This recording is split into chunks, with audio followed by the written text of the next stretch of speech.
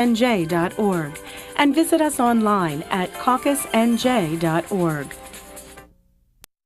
Welcome back. A lot of times parents wonder about tutoring of their kids, and to get all the answers you need about this subject, our next guest is about to address it. He is Scott Doty, and he is the co-owner and manager of Brainstorm Tutoring. Good to see you, Scott. You too, thank you. Describe your company.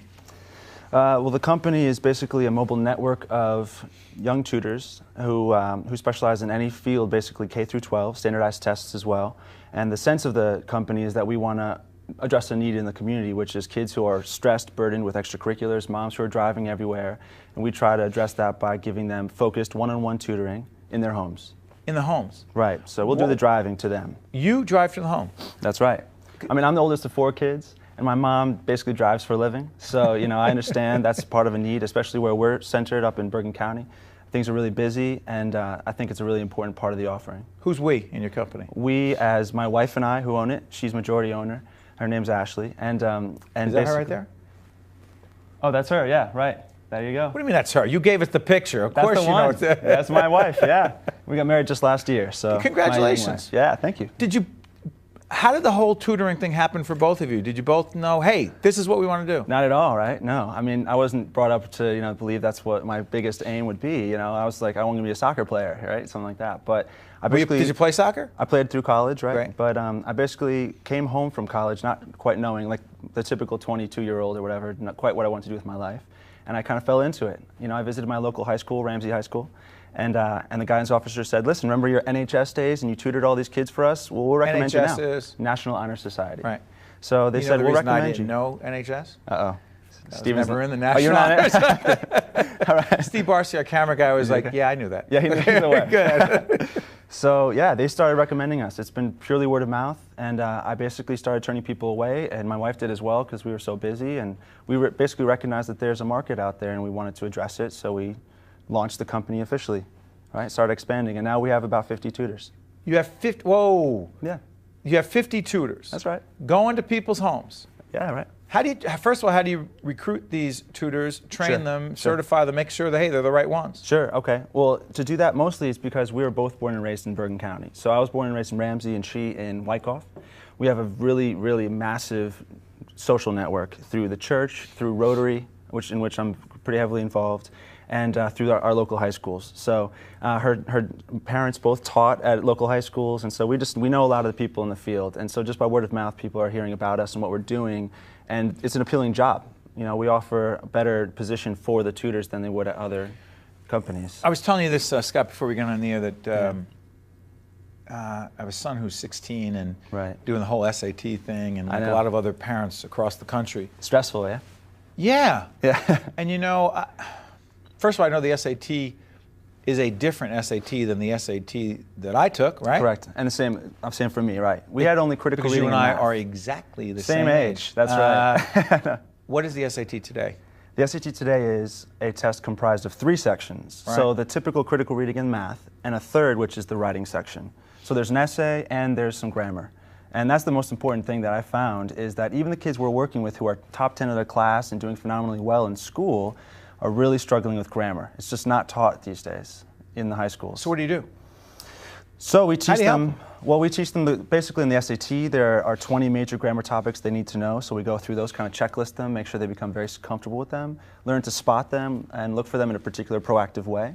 And then as it relates to their essay, we teach them a few things about the staples of writing a good essay, including some good vocab and organizational skills and that kind of thing.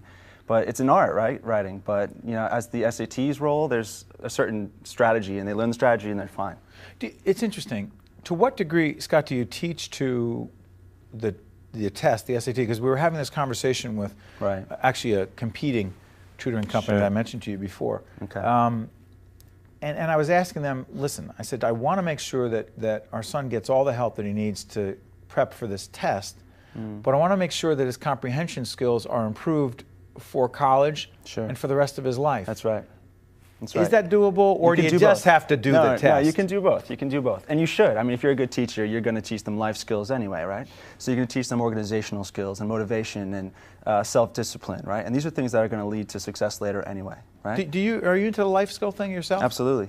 Yeah, an important part of what we do is mentor. I mean, basically, one of the centerpieces of the company is that we don't believe in, stuffing your kid into yet another classroom that night, and you're one of 15 kids, and you're going to zone out and text your friends while you're killing time. I mean, that's why we only do one-on-one. We believe relationship is the basis of their success. Only one-on-one. Only one-on-one. What are we looking at over there, by the way? What's that shot?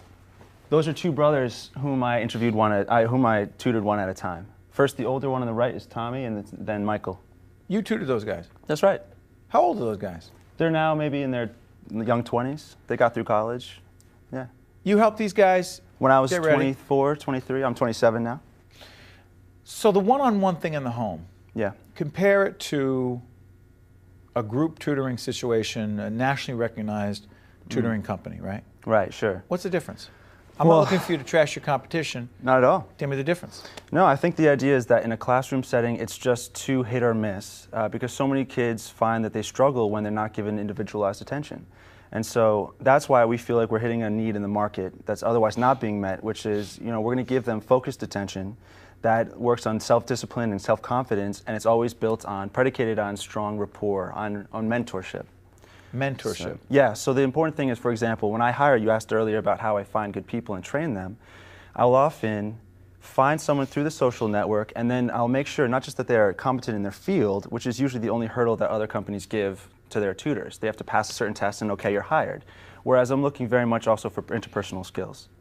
Well, talk about that, because I've often wondered, it's so interesting you say that, because some of us or parents look at our kids and we're so proud of them because they work so hard in school. Sure. But I get concerned about the interpersonal side and the developing of the whole person. That's right. To what degree do you and the other mentors, the teachers, the coaches, work on the interpersonal skills? Because I argue, getting a job, being successful in life, I'm not sure how much they're going to ask for your SAT score or exactly what your grade point average was. All that matters.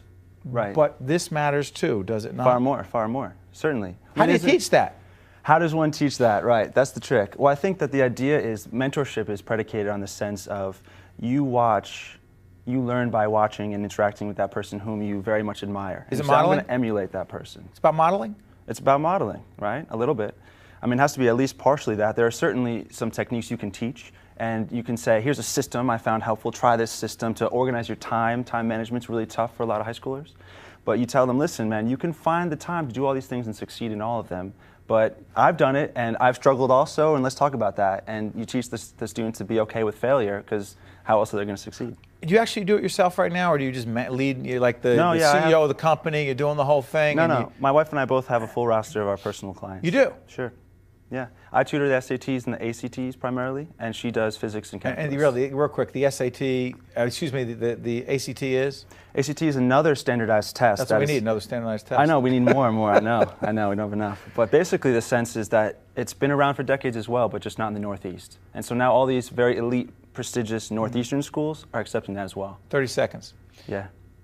How fortunate do you feel that this profession, this career, this passion, this vocation has come your way?